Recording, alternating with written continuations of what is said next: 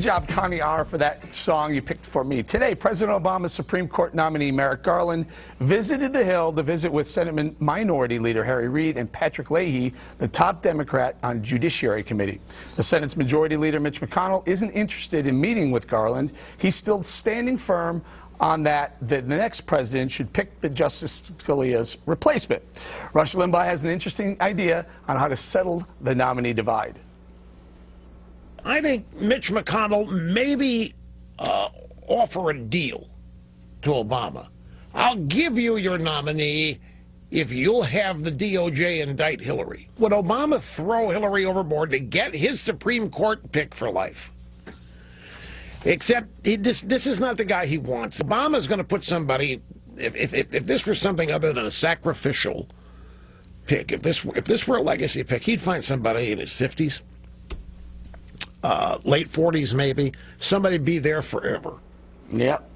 Rush is right. This is Obama gaming it. He knows that McConnell's not going to bring this to a vote, and he knew he would turn this guy down. But again, play politics back, slow walk it, do all the research. You said this guy has thousands and thousands of pages of writing. It's going to take us a long time. It might take us as long to look at this as it is taking the State Department to turn over Hillary Clinton's emails. And if it could take you, if it could take you up to November 7th or whatever the first Tuesday is in November to make your final decision, not a bad idea.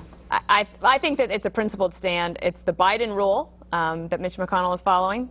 Juan's rolling his eyes, but it's true. Even Harry Reid today said that he wishes the Republicans would follow the Biden rule. Yeah, because that would mean that he would not only get a hearing, he'd get a committee vote, and then he'd get a floor vote. That's the Biden rule. I mean, Biden tweeted that today. So Obama's not going to take that deal, right? Indict Hillary and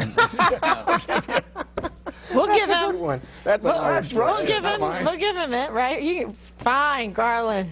Serve up Hillary. I wouldn't even take that deal. But you know what? You don't even have to, because you could put this through, right? Maybe during like a lame duck session and push it through. If you find out Hillary's going to be the president, and then just push it through. Hold your final vote to November 8th.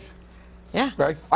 I love the fact that they are constantly saying that you should not politicize it, which means they are. They just don't want you to politicize it. It's okay if they do it. And if you read all the glowing stuff about this guy, he shouldn't be Supreme Court Justice. He should be the new Pope.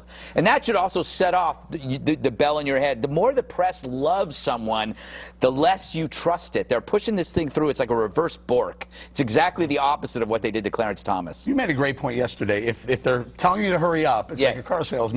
Yeah. There's something wrong with something under the hood. Exactly. Pump the brakes. Mitch McConnell and White House spokesman Josh Earnest both appeared on special report last night to address the Supreme Court battle.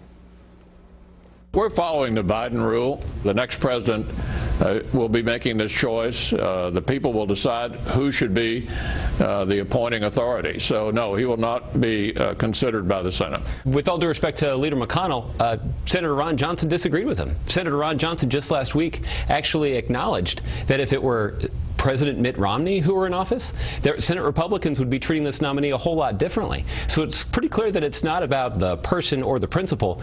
It's about the political party. And I don't think that that's something the American people think is appropriate.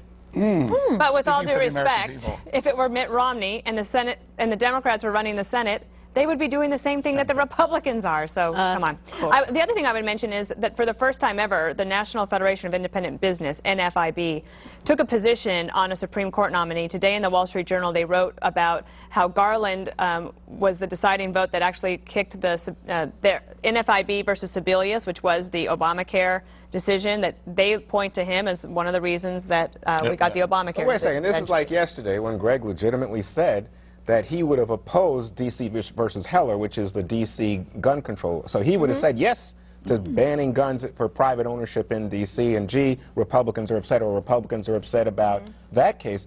But gee whiz, guess what? The American people twice voted for a Democrat president, and that Democrat is making the nomination. So guess what? I mean, he's going to have some sympathy to President Obama's policies. What's wrong with that? Quick ones.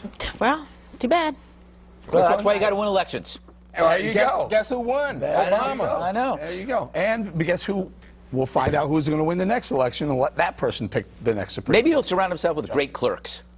Very good.